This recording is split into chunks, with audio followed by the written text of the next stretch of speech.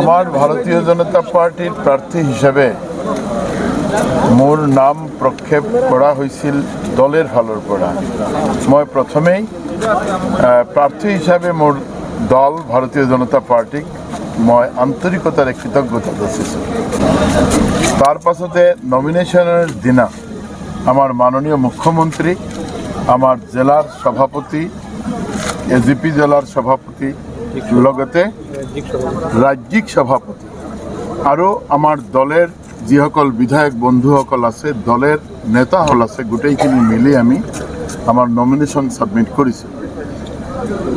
আমি nomination submit করার পাছতে আমার দলের নেতৃবর্গর জড়িয়তে আমি বুথ স্তরলৈকে আমার বুথের যিসকল পৃষ্ঠা প্রমুখ, আমার বুথের যিসকল বুথ সভাপতির জড়িয়তে আমি রাইজলৈকে যোৱাৰ প্ৰয়াস কৰিছিলোঁ। ৰাইজলৈকে আমি গ'লোঁ আৰু মই প্ৰাৰ্থী হিসাবে নহয়, আমার দলের প্রতিজন নেতা কর্মীয়ে প্রচণ্ডভাবে পরিশ্রম করিলে। আর পরিশ্রম করার কারণে শিলচর লোকসভার পরম শ্রদ্ধার যিসকল নির্বাচক মণ্ডলী তেওঁলোকে আমাক এনেকুৱা আশীৰ্বাদ ধন্য কৰিলে যে আজিৰ দিনত আমি প্রায় ৩,০০০ ভোটের ৩ লাখ ভোটের ব্যবধানত ভারতীয় জনতা পার্টির প্রার্থী হিসাবে আমি জয় সাব্যস্ত করিল।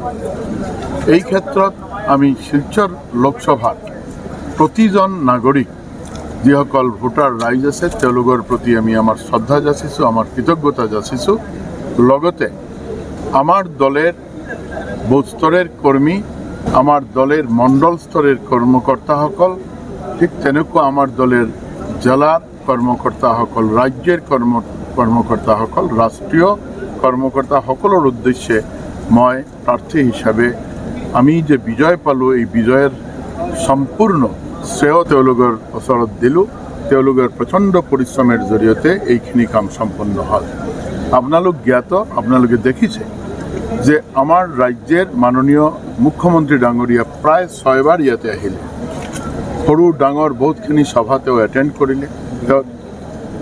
তেওঁৰ লগতে বিভিন্ন আমাৰ কেবিনেটেৰ আমাৰ নিজা দলীয় মন্ত্ৰী দুজন, আমাৰ পীযুষ হাজৰিকা ডাঙৰীয়া, আমাৰ জয়ন্তমল্ল বৰুৱা ডাঙৰীয়া, ঠিক তেনেকুৱা এজিপিৰ 2গৰাকী মন্ত্ৰী, আমাৰ এজিপিৰ সভাপতি অতুল বৰা ডাঙৰীয়া আৰু মন্ত্ৰী তেওঁ কেশৱ দা, তেওঁ কেশৱ মহন্ত ডাঙৰীয়া, তেওঁ ইয়াতে আহিছে। আৰু আমাৰ প্ৰাক্তন যিজন আমাৰ মুখ্যমন্ত্ৰী আছিল সৰ্বানন্দ সোণোৱাল ডাঙৰীয়া, তেওঁ আহিছে। আমাৰ দলেৰ ৰাজ্যিক স্তৰেৰ বহুত যুৱ মোৰ্চাৰ, মহিলা মোৰ্চাৰ এনেকুৱা কৰ্মীসকল আমাৰ শিলচৰ লোকসভাত আহি প্ৰচণ্ডভাবে পৰিশ্ৰম কৰেছে।